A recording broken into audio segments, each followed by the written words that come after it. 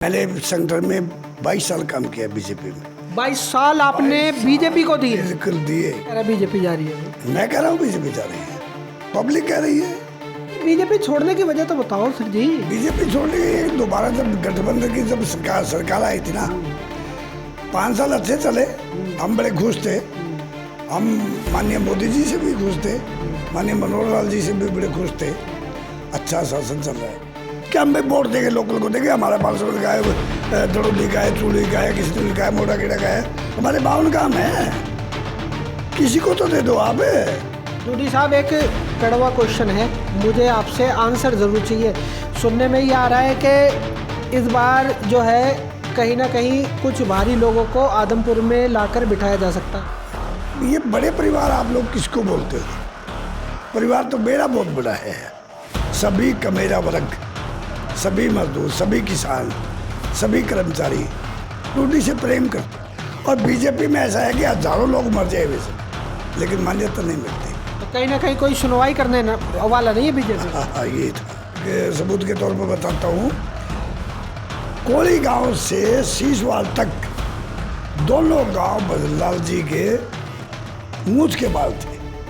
उसके बावजूद भी चौधरी साहब की वो सड़कें, उनकी आत्मा को शांति देने के लिए मैंने वो काम किया। पब्लिक की बात तो अब बाद में करेंगे, पहले मेरे को ये बताइए सर जी पहले मेरे को ये बताइए कि बीजेपी को छोड़ने के क्या कारण थे? ये बीजेपी। नमस्कार, मैं हूँ काशनापा, आप देख रहे हैं आपकी खबर। आज आपको एक कांग्रेसी नेता से मिलवाने जा रहे हैं। वैसे किसी परिचय के मोहताज नहीं है, पूर्व चेयरमैन रहे हैं। और अगर हम इस लोकसभा चुनाव 2024 की बात करें तो जेपी उर्फ जयप्रकाश की जिस प्रकार से जीत हुई है, अगर आदमपुर की बात करें तो भाई साहब आदमपुर से भर भर के वोट जो है दिलवाने में एक अहम भूमिका निभाई है सर ने। सर बहुत बहुत स्वागत है आपका आपकी खबर पर। को भी, आपके चैनल को भी बहुत बढ़िया। डूडी साहब, सबसे पहले सुनने में यह आया था कि आप पहले बीजेपी में थे, फिर बीजेपी को छोड़कर कांग्रेस के अंदर आए हैं। आखिर सत्ता में होते साथे आपने बीजेपी को क्यों छोड़ा, ये मैं आपसे सवाल जानने के लिए आया हूँ। आखिर ऐसा बीजेपी में क्या था, क्योंकि सत्ता में थे, और अगर सत्ता में रहते हुए किसी पार्टी को छोड़ते हैं तो एक जो है कहीं ना कहीं एक बहुत बड़ा मैसेज जाता है। तो क्या कुछ कारण था बीजेपी को छोड़ने का? अभी आप जाति सरकार के बारे में पूछने के लिए आए हो आप जी। ये बीजेपी जा रही है, फिर भी मैं आपको चलो मैं बता ही देता हूँ छोड़ने के कारण। कौन कह रहा है बीजेपी जा रही है अभी? मैं कह रहा हूँ बीजेपी जा रही है, पब्लिक कह रही है। चलो पब्लिक की बात तो अब बाद में करेंगे, पहले मेरे को ये बताइए सर जी पहले मेरे को ये बताइए कि बीजेपी को छोड़ने के क्या कारण थे? हाँ, ये बीजेपी को छोड़ने के ये कारण थे। मैंने सेंटर में 22 साल काम किया बीजेपी में। 22 साल आपने बीजेपी को दिए? बिल्कुल दिए। सन 98 में श्रीनिवास जी गोयल, कृष्ण पाल जी ढिलवा मेरे को ज्वाइन करवाया था।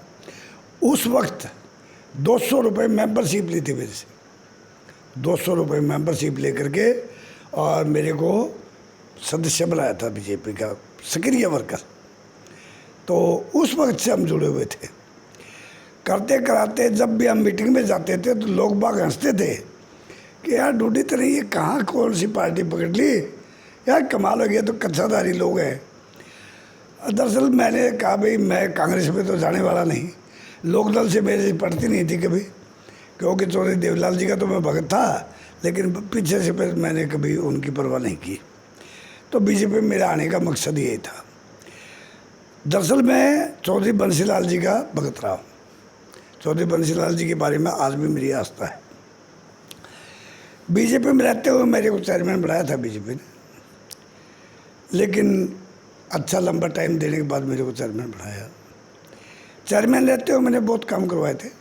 दाड़ियों में लाइट लगवाना, छोटे छोटे नाले खाले करवाना, लाइट का भी काम है, मीटर लगवाना, टूंटी लगवाना, वाटर बॉक्स दुरुस्त करवाने, छोटी छोटी जो गांव से गांव जो सड़क जोड़ते हैं हम, 27 सड़कें बनवाई है मैंने आदमपुर हल्के की? आदमपुर हल्के में ठीक है। एक गांव से गांव जोड़ने वाली 27 सड़कें जो चौधरी बंसीलाल जी के टाइम से बंद पड़ी थी, चौधरी बंसीलाल जी के टाइम से बंद पड़ी थी, वो सड़कें बनाई। जो आपको एक सबूत के तौर पर बताता हूँ।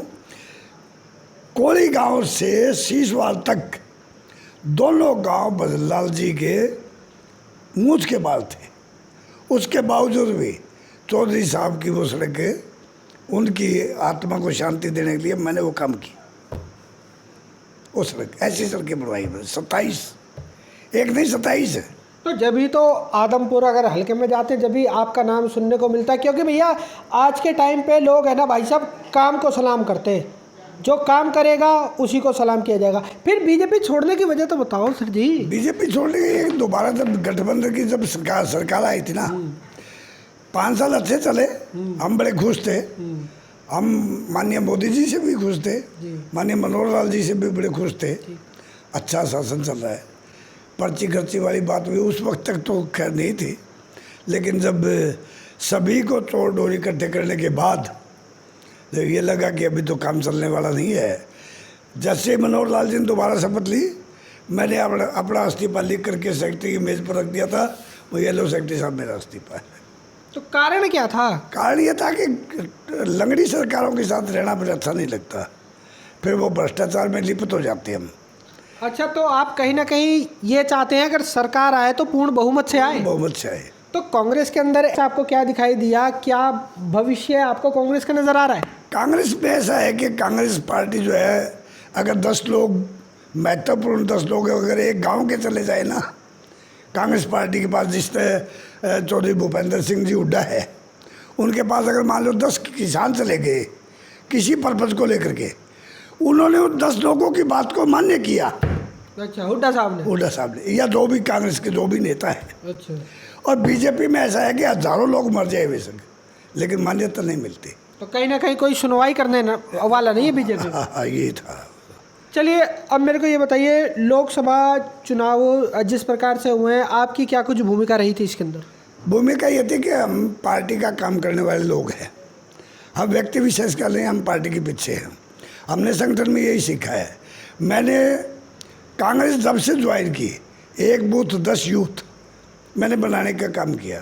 बाई इलेक्शन में हमने जब भाई जयप्रकाश जेपी को उम्मीद तो बहुत बड़ी थी कि हम जीत निकालेंगे 10,000 वोटों से, लेकिन परिस्थितियाँ ऐसी थी, कुछ हल्के के लोगों को बरगलाया गया कि अभी 2.5 साल की सरकार है, हम आपका काम करवाएंगे, वो करेंगे, क्या करेंगे, फलां ढिमका करके उन्होंने वोट जो है वो बटोरने का काम किया।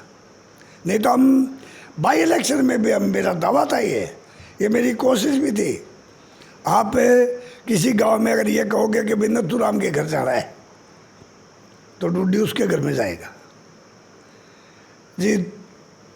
बालसमंद में फलाने खटीक के घर जाना है, तो मैं चले जाऊँगा उस मोहल्ले। चलिए ड्यूटी साहब, अब मेरे को ये बताइए, अभी विधानसभा का चुनावों का आगाज़ हो चुका, और कहीं ना कहीं अगर हम आदमपुर की बात करें तो कहीं ना कहीं जो आपका नाम जो है वो सुनने को मिल रहा है, तो क्या आप भी इच्छुक हैं इलेक्शन लड़ने के? बिल्कुल, मैं इच्छुक ही नहीं, प्रबल दावेदार हूँ।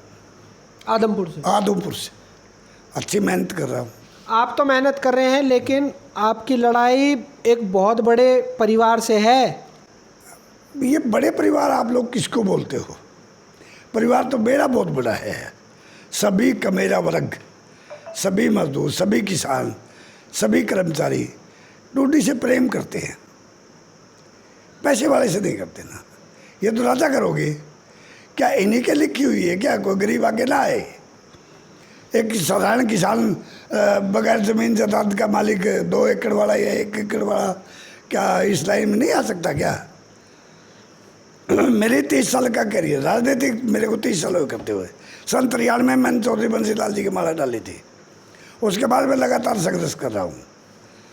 डूडी साहब, एक कड़वा क्वेश्चन है, मुझे आपसे आंसर ज़रूर चाहिए।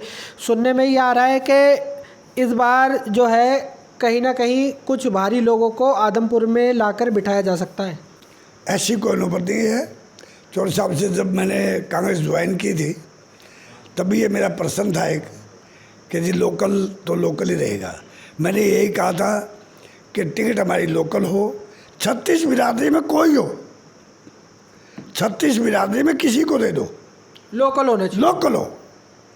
लोकल होगा तो हमारे लोगों को घमंड हो जाएगा कि हम भाई वोट देंगे, लोकल को देंगे। हमारा बालसमंद का है, दड़ोली का है, चूड़ी का है, किशनगढ़ का है, मोड़ाखेड़ा का है, हमारे 52 काम है, किसी को तो दे दो आप। तो हम ये कम से कम ये तो जेब में हमारा कोई वो लगाव है, वो किसी जाति विशेष से उसमें से। चलिए मेरे को ये बताइए, अगर वैसे तो हमारी भी दुआ है कि आपको टिकट मिलनी चाहिए, अगर आपको टिकट नहीं मिलती है तो क्या आप कांग्रेस का साथ देने के लिए तैयार हैं या नहीं? देखो, हमने संगठन में काम किया है जी। हम बढ़ चढ़ कर बाहर लेंगे, बढ़ चढ़ करके कांग्रेस पार्टी को मजबूत करने का काम करेंगे, चाहे टिकट मिले ना मिले। चले मिले ना मिले वो कौन सी बात होगी फिर। टिकट तो हाईकमान जिसको देगा उसके तो पीछे है ही, लेकिन मुद्दा लोकल का है।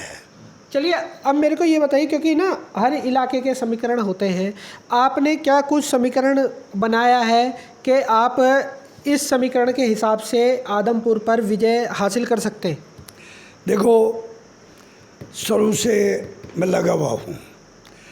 14 में हमारी सरकार आई थी, बीजेपी सरकार आई थी, फिर पीछे 19 तक मैंने बहुत काम करवाए। जैसे भी मैं फ़ोन करता था मेरे काम होते थे। उसके बावजूद भी मैं काम करते हुए भी अभी भी मेरे पास फ़ोन आते हैं तो मैं कर्मचारी भाइयों से काम लेता हूँ। काम ये थोड़े मंत्री काम थोड़ी कर रहे हैं, काम तो छोटे मोटे के होते हैं, लोकल काम होते हैं जमींदारों के।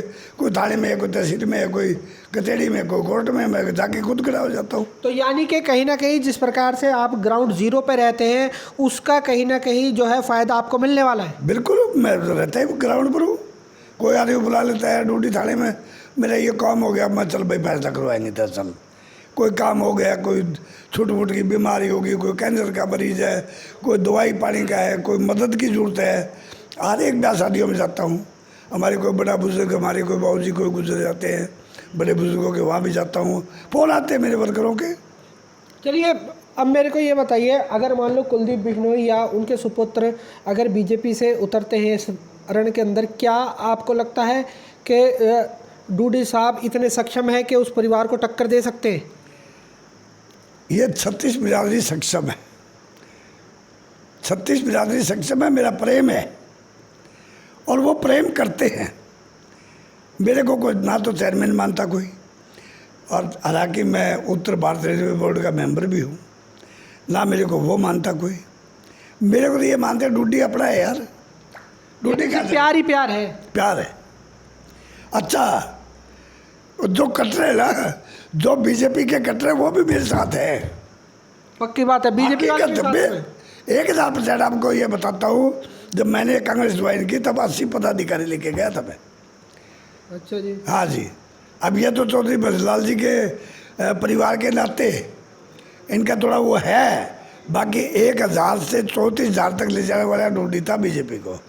तो दोस्तों, ये थे सुखबीर डूडी जी, कांग्रेस के नेता। और फिलहाल अगर बात करें तो डूडी साहब का आदमपुर से जो है पूरा नाम सुनने को मिल रहा है कि डूडी साहब इस बार विधानसभा चुनावों में पूरी टक्कर दे सकते हैं। और कहीं ना कहीं इनका ऐसा मानना है कि ग्राउंड जीरो पे जिस प्रकार से रहते हैं वो इनके लिए एक बड़ा प्लस पॉइंट है। सर कुछ कह रहे थे आप? हाँ, कह रहा था। जी सर, बताइए। आप ये कह रहे हो कि टक्कर दे, टक्कर सक्षम नहीं, अच्छी तरह से। मतलब चौधरी बंसीलाल जी ने जो रिकॉर्ड तोड़ा था ना, जीत दर्ज कर लेगा, वो रिकॉर्ड तोड़ दूंगा। लो भाई साहब, रिकॉर्ड तोड़ने की बात कह दी है और आदमपुर हल्के से जो है पूरा दावादार कर दिया है। और भाई साहब प्रेम ये मानते हैं कि जिस प्रकार से ग्राउंड जीरो पे रहते हैं, लोगों के लगातार काम करते हैं, इनका ऐसा मानना है कि इस बार विधानसभा चुनावों में अगर कांग्रेस पार्टी इन पर भरोसा करती है तो ये भरोसा वो तोड़ेंगे नहीं, जनता नहीं तोड़ेगी, क्योंकि एक सामान्य किसान परिवार से भी आते हैं। इनका ऐसा मानना है कि भाई एक किसान को मौका ज़रूर देना चाहिए आदमपुर से। वैसे आपका क्या मानना है कमेंट सेक्शन में मुझे आकाश नापा को ज़रूर बता देना। इन्हीं तस्वीरों के साथ मैं आकाश नापा लेता हूँ इजाज़त। बहुत जल्द मिलूंगा शहर की दूसरी किसी गतिविधि के साथ। जब तक के लिए सभी दर्शकों का आपकी खबर से जुड़ने के लिए बहुत बहुत धन्यवाद।